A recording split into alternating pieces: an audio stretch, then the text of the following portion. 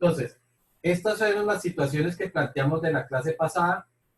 Entonces, que para esta situación el objeto subía y bajaba, que la velocidad inicial tenía que ser mayor que cero, el tiempo de bajada lo podíamos calcular igual que el tiempo de subida, velocidad inicial sobre 9,8, que el tiempo de vuelo era el tiempo que tardaba entonces en subir y bajar, pues que iba a ser 2 veces esto, que podíamos también escribirlo de esta forma.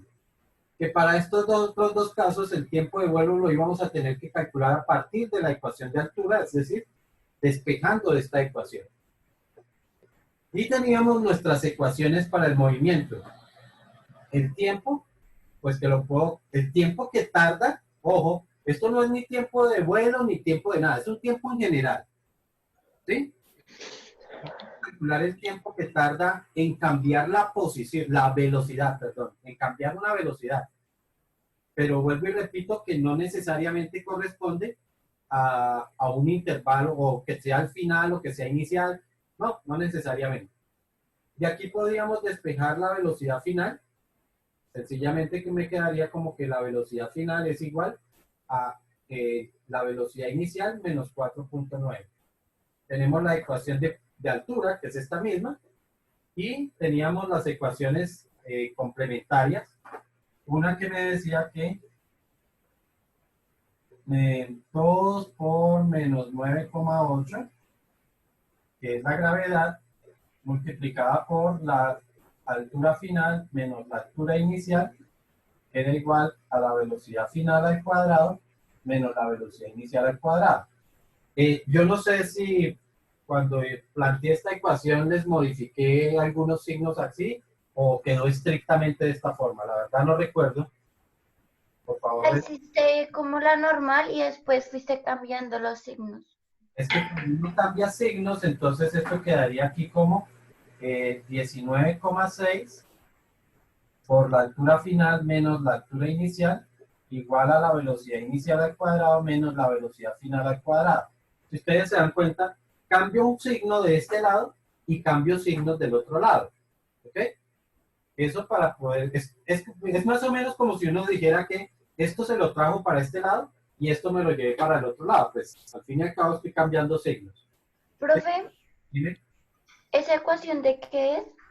Esta ecuación, pues no es tanto de qué, porque esta es, ya acuérdate que dijimos que esta era una ecuación complementaria, porque las básicas son la ecuación y esta ecuación. Estas son las dos básicas, sino que esta resulta de la combinación de ellas dos. ¿Sí? Entonces, pues, vuelvo y repito, no es que sea una que me esté relacionando o que corresponda a algo, sino que me está relacionando dos. Esta la puedo utilizar, por ejemplo, cuando no conozca el tiempo. ¿Sí? Entonces yo no conozco el tiempo que tardó un objeto en hacer un recorrido, pero puedo utilizar esta ecuación siempre y cuando conozca las velocidades y cosas de ese tipo. ¿Ok? Entonces, dependiendo de qué conozco, puedo utilizarla. Y la otra ecuación, o sea que tenemos esta, tenemos esta ecuación, tenemos esta ecuación ya digamos que despejada, y teníamos una última ecuación que realmente en caída libre casi nunca se utiliza, ¿sí? ¿Por qué no se utiliza? Porque esta ecuación la utilizo cuando no conozca el tiempo. Y la otra ecuación la utilizo es cuando no se conoce la aceleración. Pero es que nosotros sí conocemos la aceleración siempre. En caída libre la aceleración es la gravedad, es de menos 9,8. Entonces realmente casi nunca se utiliza. Que me dice que 2 veces la altura final menos la altura inicial es igual al tiempo multiplicado por la velocidad final más la velocidad inicial. ¿Sí? Vuelvo y, Profe, ¿y esta ecuación cuándo se utilizaría? vuelvo y te digo, esta la utilizo cuando no conozca la aceleración, pero es que siempre conocemos la aceleración, porque esa aceleración es constante, siempre, siempre, siempre.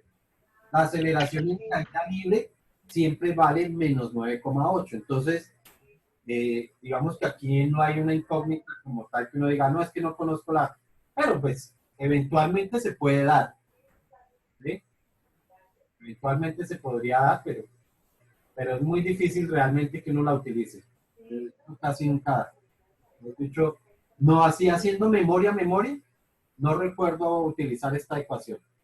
La verdad no recuerdo utilizarla para este. Aunque se cumple. Esta ecuación sí se cumple, pero casi nunca se utiliza. Bueno, entonces, a pesar de que está ahí, pues yo la separo, pero van a ver que los problemas no aplica esa ecuación. Listo, entonces, no estoy mal. Habíamos empezado a plantear un problema, por favor, si tienen sus apuntes ahí, para que miremos qué fue lo último que se planteó. Creo que alcancé a plantear un problema. Entonces, no solo pero sí plantearlo. Por favor, mira. Me va a tocar dejar eso que siga derecho sin nada.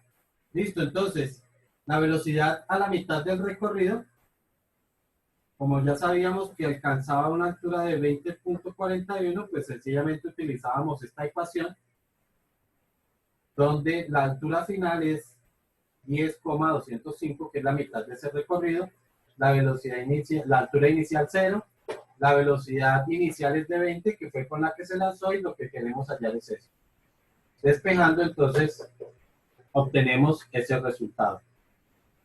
Y la última pregunta, ¿cuál es la velocidad con la que al chocar contra el piso? ¿Sí? Entonces, significa que tengo que hallar una velocidad final. Esa velocidad final, pues la podría volver a hallar con esta misma ecuación. Con esta misma ecuación podríamos hallarla. ¿Podría hallarla de otra forma? Sí, claro. Calculando el tiempo. O sea, nosotros tenemos por allá una ecuación que dice que la velocidad final, voy a escribirla.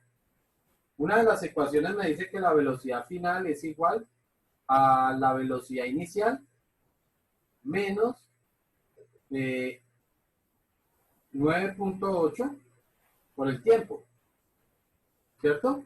Tenemos una ecuación que dice eso. Resulta que aquí, ¿qué tiempo debió utilizar? Pues como es la velocidad que hay aquí, pues tendría que utilizar el tiempo que tarda en subir y volver a bajar. A eso es lo que llamamos el tiempo de vuelo. ¿Ok? Pero ese tiempo no lo tengo. Entonces sería un poquito dispendioso de ponerme a calcular. Pero por aquí sí lo puedo hallar. ¿Ok? Entonces veamos cómo. O puedo hacer el cálculo sin necesidad de calcular ese tiempo.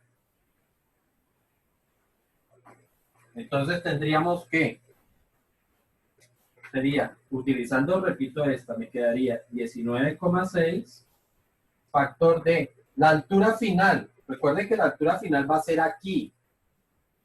¿Ok? Porque aquí es cuando vuelve a chocar contra el piso. Choca contra el piso. Listo, entonces la altura final es ahí. Ahí vale 0 esa altura. Menos la altura final, ¿desde qué altura sale? Pues desde el mismo 0. Y eso es igual a la velocidad inicial al cuadrado, que vale 20. Entonces sería 20 al cuadrado, menos la velocidad final al cuadrado, que no conozco. ¿Ok? Si nosotros resolvemos esto aquí, 0 menos 0 me da 0. Y 0 multiplicado por 19,6, todo esto me da 0. Así que esto es 0 es igual a 20 al cuadrado menos la velocidad final elevada al cuadrado. Hacemos algo semejante a lo que hicimos allá, es decir, traer esta velocidad para que me quede positiva, la traigo de este lado.